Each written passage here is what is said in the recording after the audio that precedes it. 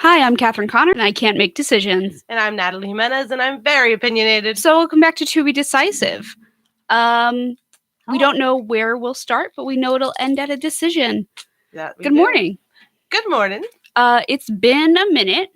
Yes. In that, I think last Thursday we weren't here. Or maybe the Thursday before. I don't really know. I'm in that end of the semester haze where nothing makes sense. I think we were here. I think we just started later than usual. Okay. Mm-hmm. So it's our last episode for the semester. Yeah. Which is a bummer. I like talking with you. Mm-hmm. And I also like how this radio show, I should say, forces me to think about things other than schoolwork for 20 minutes each week. Thank God. It's like because I'm real bad at doing that, and this forces me to do otherwise. So this week we're talking about something that a lot of people had to read in high school. We both read in college. It's unfortunately, it's Jane Austen's Emma. Now stick with us. It's also the story that Clueless is based on. It's been countless adaptations. So even if you know the rough story, you should be able to follow. You want to give us a quick synopsis, Natalie? Of Emma? Yeah. No. Okay, I'll do it. So Emma Woodhouse is a rich girl in... Oh, yes, she's such a brat. Okay, you see, the reason I said that you should give the synopsis is because I hate it so much that I wiped it out of my memory. You blocked it, yeah. So she's a rich girl who lives with her father, her best friend, and sort of caretaker, gets married and moves out, and she's struggling with that, and nothing really happens in this book. Well, that's nothing. No, that's a lie. No, nothing. Stuff happens. It's just nothing. I would say there's no one overarching nothing matters. Plot. So she is dealing with societal issues, and her father doesn't want her to get married, and frankly she doesn't want to get married, but she loves playing matchmaker, and she's always causing trouble. And that's kind of the basic theme, I would say. And she ends up with Mr. George Knightley, who is older than her, I think one of her father's friends, which at the time wasn't scandalous, apparently. That was just chill. So yeah, let's get into it. Natalie, you have been making a face the whole time. Yeah, I just don't like Jane Austen. Like, I don't find these, I find them very hard to read. Okay. Like, I like talking about them after, not this one. But like, let's say like Sense and Sensibility, I read it, and then literally the day of, I was like, wow, I'm so glad it's over. But then I was like, oh, I'm glad I read it, and like I could talk about it. And I feel like that's the feeling we get with a lot of books. But there's just something about this woman that like I can't read. Like, I don't like it. And it just feels so like repetitive. Like, they feel like the same story. I've read like 3 of her books, and I'm like, yeah, I can't read more. So I'll preface this by saying that the only one I've read is Emma. I haven't read any. I haven't read any others. But I know the story of Pride and Prejudice very well, just through other media and adaptations. Mm-hmm. And I love that one. Elizabeth Bennet is just she's a great lady. She's an independent woman in a time where women weren't independent, and she's doing a great job. Emma, so you definitely don't like it, as we've been able to tell. I definitely don't like Emma. I love Clueless, but not Emma. So I'm very mixed on Emma. I know that's the point of this show. I know. But here's the thing, like, I want to make it clear, because every show, it seems like I can't ever make decisions, which is partially true, right? That's like part of the joke, that I can't make decisions, because it's true.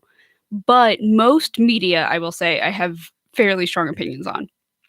Emma is one of those ones that I'm conflicted on, because I think Jane Austen was a revolutionary writer. I think that the way she writes, while hard for me, is kind of the point. Mm-hmm. Right? Because just to catch you up, there's a neighbor character whose name I'm blanking so hard on. And she goes off on these long diatribes about nothing, and it'll be like 4 to 5 pages of just this woman talking. Yeah, I know who you're talking about. And this woman it doesn't stop. and you start to feel annoyed, and that's on purpose. It's realism, right? Because like Emma is also feeling annoyed. Emma's like trying to tap out.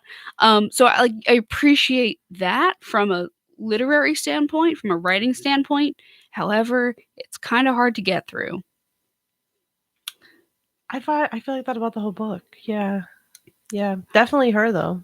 Okay, so yeah, that's what kind of I want to get to. Emma as a person, where do you kind of fall on that? As like her as a person? Yeah. She's like so annoying.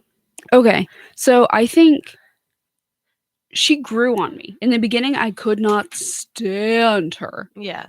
And then in the middle, I could not stand her. And then she had a revelation, and I was like, okay, I think you have kind of good intentions sometimes. Like, even if I don't like, even care. I started to like her without really knowing why I liked her. Okay. You know, like if I knew her in real life, I probably would not like her. Yeah. But I feel like there was something about her. I think the fact that she kept going and she kept pushing through and doing her, like I appreciated that a little bit. But yeah, she's so like let's just kind of boil this down. In the beginning, she sort of adopts a friend. Yeah, basically. There's a girl that's in a lower societal standing than her named Harriet. And Harriet is very sweet and perfect and little, and just you're like, oh, honey. That was cute. Just one of those characters where you go, oh, honey. Oh, sweetheart. And yeah, Harriet just is Emma's yes man. Yeah. She looks up to Emma. She does everything she says. She's very kind of the supportive friend. She's like, yeah. She's kind of Emma's doll. In a way, yeah. Emma totally dresses her up and is just like, I'm gonna make you this. It's very what's the name of that play where the guy like takes the Irish woman with a bad accent and he turns her into a lady of high society. Oh, I never heard of this. Okay, I'm blanking on the name, but it's a common trope of like taking the poor munchkin and turning them into an elite, and that I have issues with because not going to get into that. That's a whole other topic. But yeah, I think this kind of Harriet relationship is something because she tries to set Harriet up with a man of society who is clearly in love with Emma, and Emma does not see it. Emma's so stupid. And Harriet is convinced because she believes everything Emma says that this man also loves her, but really he was just being nice to Harriet to get to Emma. And all of us saw it. It was so obvious. Yeah.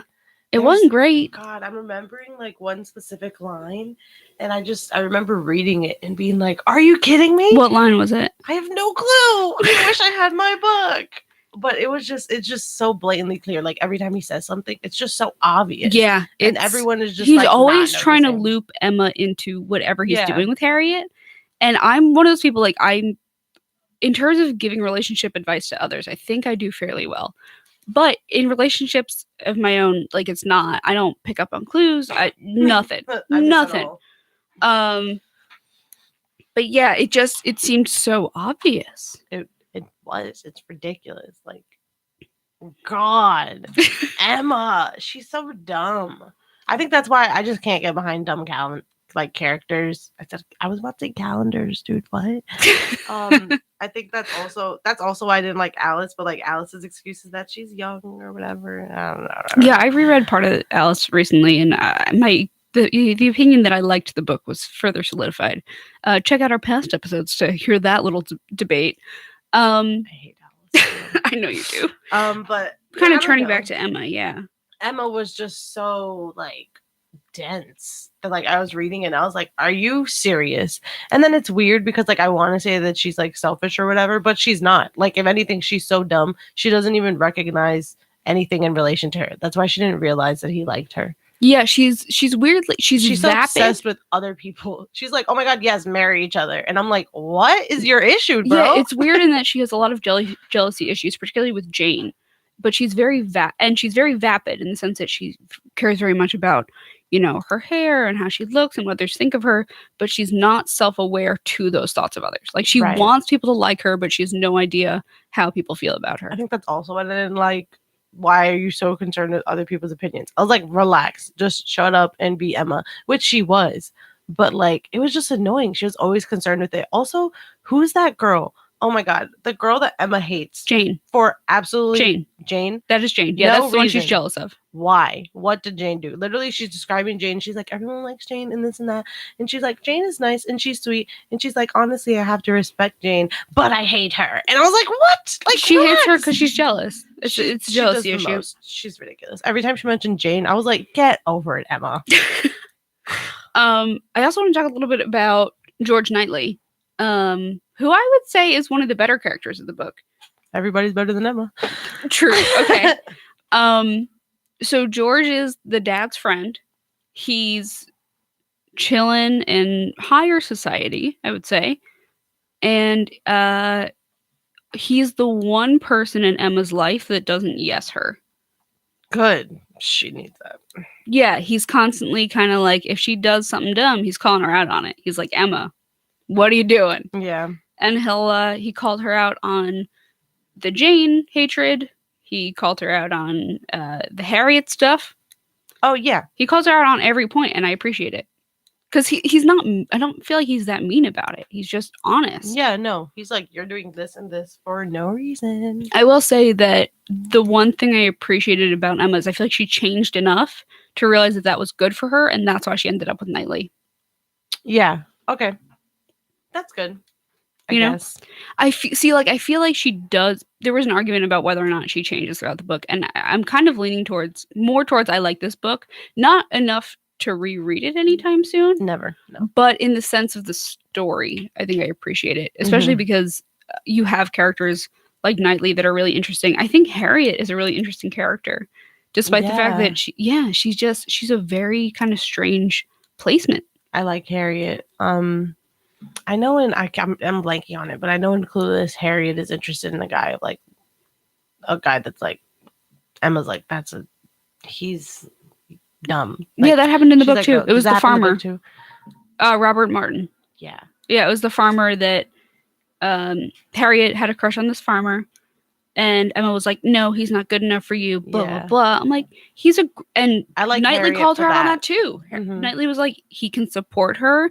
She logistically can't marry someone of higher society, which, like, as much as it sucks, that's just kind of how the time was, and it better be realistic than unrealistic. And yeah, and she hadn't met him and was judging him, and I didn't appreciate that. Yeah, I like Harriet for everything I don't like Emma for, which is she's not a judgmental person. Yeah, I'll say this. I don't think I would like hanging out with Emma. Oh, no. I like, if I knew her in real life, would not befriend. No. Not, oh my god. But through the book, I think I grew to like her, especially because you get her inner thoughts, which I think for the most part have good intentions. She's just bad at carrying those intentions out. Terrible. Jesus Christ. Even if they're misguided intentions, she wants the best for Harriet, even though the best for Harriet is different than what she thinks it is. Yeah. Does that make sense? Yeah, I get it. Yeah. Yeah, she's so annoying. God, I'm so stubborn. Like, yeah, you are. And that's why this show is perfect, because I'm very conflicted, as we've discussed. And this book as a whole, like, I don't like, I now, after talking it out, kind of know where I fall. I think sounds like you like it. I think I like the story, but I struggle with the writing, and I think that's just because it's dense, and it's the same thing of like Shakespeare, right? Like, I love Macbeth. I've only read it once. Right. I love Macbeth. Usually so much. That's how like normal people read, though. They're like, why would I read something again? And I'm like, what? No. Oh God, no. If I love something, I will reread that. Times. Yeah. My favorite book from like 3rd grade was Percy Jackson, The Lightning Thief. Oh my God, so good. Yeah. It was in like third or 4th grade. And my copy I still have, I had to like tape the cover back on. It's completely destroyed. And I'm one of those people that is so cautious about keeping my books in good shape. Like, that's my one thing. I'm like, do you write in your books? No, I'll put notes in it. Like post-it notes? Yeah, scraps of paper, post-it notes. What do you write in your books? I have for school. I love writing my books. Yeah. I don't mind reading other people's books with notes in it. I just feel bad doing it. I did it for the Canterbury Tales recently. I actually really like Chaucer. Oh, with actually, like, that's how I feel about most Jane Austen things.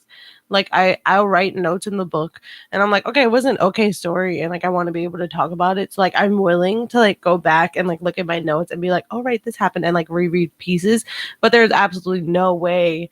That's why I do the post-it notes. Also, Like, it's I'm easier to gonna go back. find. It's like a bookmark. That's true, yeah. And I found that, especially with Emma, because I've skimmed through it somewhat recently, actually. Yeah. And I found all these notes and comments I made, and I was like, yeah, that's true. I'm glad I pulled that out. Yeah, that's why I love, like, I just love annotating my books. And then whenever I lend my books, I tell people, I'm like, you better write it. Like, I want to see what you're thinking. Yeah.